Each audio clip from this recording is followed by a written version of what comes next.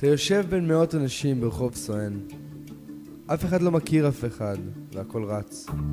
כולם מנסים לרדוף אחרי השאיפות שלהם, אחרי החלומות שלהם. להספיק הכל, להגיע ראשונים. ואני, בלי לשים לב ממש, נאבד בתוכם.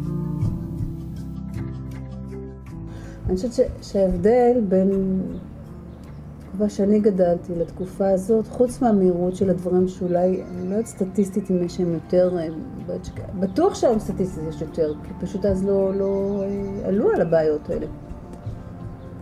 נתנו להם שמות אחרים, אנשים לא טופלו, אנשים נזרקו מכל מערכת אפשרית, לא התמודדו עם בעיות קשב וריכוז בעבר. אמא שלי. אני שואל את עצמי איך היא הצליחה להתמודד איתי כשהייתי קטן. איך מתמודדים עם ילד טורבו כזה, שכל היום רץ, מסתובב, משתולל? אני לא יודע אם שמתי לב לזה באותה תקופה, אבל היום, כשאני צופה בקלטות הישנות, אני מבין פתאום כמה קשה היה איתי, וכמה זה קשה באופן כללי לגדל ילד עם בעיות קשב וריכוז. אמא! אמא, אני על חמור! אמא! אמא! אמא! חי! שיבלה! יו!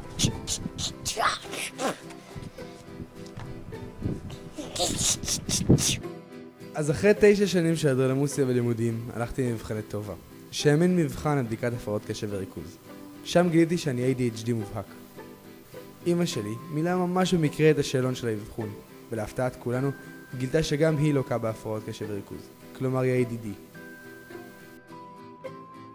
בתוך ADHD אנחנו מבדילים 3 תת סוגים של ההפרעה. סוג המעורב שיש גם חוסר קשב וגם פלטנות יתר, שזה 70% של המקרים. יש רק חוסר קשב ופלטנות קיצור, מכיוון שזה מעיק. למעשה ADD זה תת סוג של אחד מהתת סוגים של ADHD. איבדתם אותו? גם אני. במילים פשוטות, ADHD זה הפרעות קשב וריכוז עם נטייה להיפראקטיביות. זה מה שיש לי. ADD זה הפרעות קשב וריכוז בלי הנטייה להיפראקטיביות. זה מה שיש לי אמא שלי. איך עליתי על הנושא שלי? לא ידעתי, לא הבנתי מה דופק לי את הלימודים, מה מפריע לי, מה הפריע לי כל השנים. לא הבנתי, רק הייתי נורא מתוסכלת. לא הצלחתי להתגבר על מכשולים שלאחרים הם מאוד קטנים, ואני פשוט נתקעתי בהם, וזהו. מה שבאיזשהו מקום חסכנו ממך. אף פעם ההפרעות קשב וריכוז לא הפריעו לי. לא הפריעו לך? מבחינה חברתית לא. מבחינה חברתית, שמך יאללה מספיק כזה, סוג של דחייה ככה. אני מצבע אנשים. וואלה כן, אבל... לא היה הפרעה חברתית בגלל ההפרעות קשב וריכוז. למה אני לא יכול לשבת בשקט? מה מטריד אותי? מה... אני יודע שקיים, אבל לא היה לי את זה. איזה יופי שם זה. אני יכול להבין את התסכול שהיה לאמא, אבל אני אף פעם לא הרגשתי את זה. ההתנהגות שלי תמיד נראתה לי מאוד נורמלית, עד שבתיכון כבר התחיל להיות לי קשה להתמודד עם העומס. הציונים ירדו, לא הצלחתי להתרכז יותר בשיעורים, והרגשתי שכל פעם שהמורה מדברת, מבלי שליטה, אני מתפזר ל1000 כיוונים שונים. ואז החלטתי, אמא, אני צריך ריטלין. אני צריכה כנראה שלב להבין שריטלין לא הורג, ושמבחינתי זה בסדר, ולהרגיע הרבה דעות קדומות. אז התחלתי לקחת ריטלין בכיתה י', עם מודעות גדולה מאוד לתופעות הלוואי של זה. מוות פתאומי, פריחה בעור, סרפדת, חום, הזהב, חילה, הקאה, כאבי בטן, סחרחורות, כאבי ראש, מצב רוח ירוד, חוסר מנוחה, התכווצויות שרירים, יובש בפה, ראייה מטושטשת, אובדן במשקל, שינוי לחץ דם, נשירת שיער, כאבי גרון, חום וצינון, תנועות בלתי רצוניות של גפיים, גוף ופנים, שינויים בראייה, הזיות, פסיכוטיות, שמיעת קולות, חשדנות, אמונה בדברים לא אמיתיים. אני שומע קולות. אני יודע שיש לזה הרבה השפעות שליליות, אבל הריטלין באמת עוזר לי להתפקס. ברור שלא כולם מרגישים כמוני.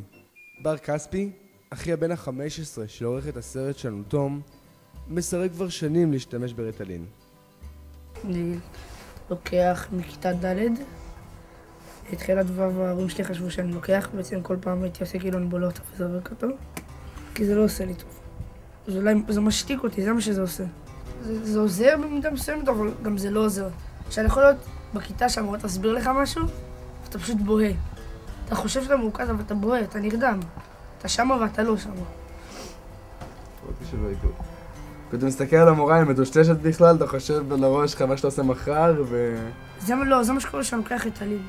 לפעמים אני חושב שאני קורא, ואז אני מתחיל לחשוב על משהו, ואז אני קולט פתאום שאני בעמוד שלישי, ואני לא זוכר מה קראתי בכלל. קורא לך מצב שאתה קורא שורה, אומר, רגע, לא הבנתי מה קראתי, קורא עוד פעם. רגע, מה? או שאתה מדלג, כאילו כמו סם הרגעה. סם הרגעה. סם הרגעה. זה מרכז במידה מסוימת, אבל זה יותר משתיק אותך. אני חושב שגם בלי זה אני יכול להסתדר. קשה לי, אני צריך ממש להשקיע, אבל אני יכול להסתדר בלי זה. הבנתי את ההתנגדות של בר, אבל אני יודע שלא הייתי יכול להסתדר בלי הריטלין. השימוש בו, בשילוב עם אסטרטגיות הלמידה, העלה בצורה משמעותית את הציונים שלי בבית ספר. אז פניתי למורה שלי לאסטרטגיות למידה, אילנה סרוגו, כדי לברר האם הריטלין הוא באמת הפתרון הכי טוב בשבילי.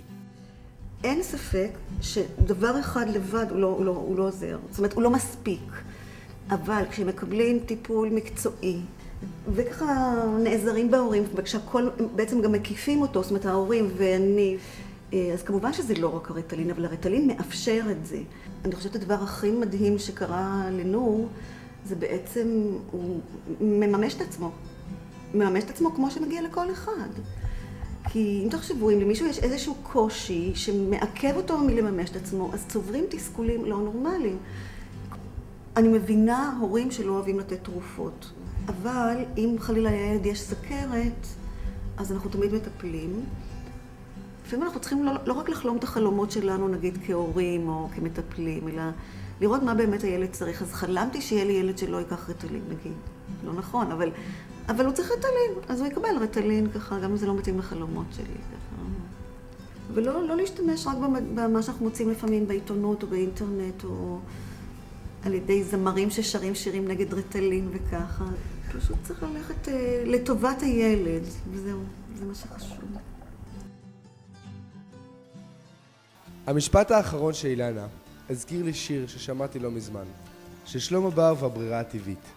הוא מוחה נגד מתן ריטלין לילדים קטנים. אז השמעתי את השיר הזה לאילנה. שלום לך גברת ריטה, מבית משפחת לי, מדוע אינך מקשיבה, אינך מקשיבה לילדים?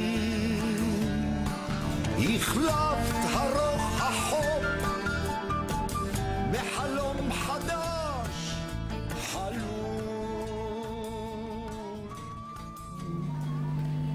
אני יכולה להבין מה שהוא אומר. שכאילו בעולם הדי מטורף הזה שצריך להספיק הכל, אז כאילו מכניסים את הילדים, משתיקים את הילדים עם ריטלין כדי שההורה יוכל לרוץ בקריירה, וזה רק צד אחד של הדברים. היא אולי יכולה להבין, אבל אני לא. למה האדם הזה מתנגד כל כך לכדור שמחזיק אותי בתקופות הקשות של התיכון? החלטתי לנסוע לבית שלו בהרצליה ולברר את העניין. הרפואה הכימית נכנסה לחיים שלנו בצורה שאנחנו משועבדים אליה, כתוצאה של תאווה של בצע של כסף של אנשים בעלי ממון ובעלי רוע גדול מאוד. הם מרעילים אותך וגם מבטיחים את עצמם. עכשיו, אין ערבות שתוך 10 שנים לא יקרה משהו, כי זה דבר כימי, זה דבר שנשאר בתוך הגוף של האדם ומצטבר, שהוא נובע מסמים קשים, מסמים מאוד מאוד קשים. קודם כל, לילד אין בעיה. למי שיש בעיה זה לנו. להורים יש בעיה אולי. איך אנחנו מחנכים את הילד? כולנו חריגים ומותר לנו להיות חריגים. החריגים הם הגדולים. מה נעשה? ככה זה. בוא תשים לב, איך היה איינשטיין? היה בא עם גרב אדומה וגרב ירוקה. הוא היה מטורף כזה, מטורף. אז היית נותן לו ריטלין, הוא היה מפסיק לחשוב. יש לך שמחת חיים אחרי שאתה לוקח ריטלין? כשהוא נגמר. כשהוא נגמר. הנה, אנחנו צריכים לדעת לשחרר מועקות. למה לא עושים את זה? אז בטח שהוא ככה וככה ובלחץ וזה, אז הוא לוקח ריטלין, אז הוא עוד נכנס. למה לא לעשות שחרורים? שחרור. אחד ינגן, ינגן. למה לא? אנחנו לא יכולים להיות כל הזמן ככה, זומבים. מה זה? אבל קודם להבין שהמסגרת היא חולה, לא הילד. זה ברור לכולם. אז תטפל בחולה, אל תטפל בסימפטום, תטפל בחולה.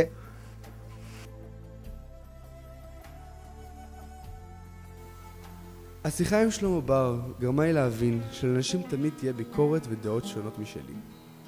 אחרי החיפושים הבנתי שזה לא משנה מי חושב מה, כל עוד אני יודע מה טוב לי. אם הריטלין עוזר לי, אני אקח אותו, כמובן שעם תשומת לב למינון. ולגבי ההשפעה לטווח הארוך, טוב, את זה נראה בעוד 10 שנים. אתה יושב בין מאות אנשים ברחוב סואן. אף אחד לא מכיר אף אחד, והכל רץ. כולם מנסים לרדוף אחרי השאיפות שלהם, אחרי החלומות שלהם, להספיק הכל, להגיע ראשונים. ואני? לא מעניין אותי ממש להגיע ראשון או לא להגיע ראשון. העיקר הנה חתול.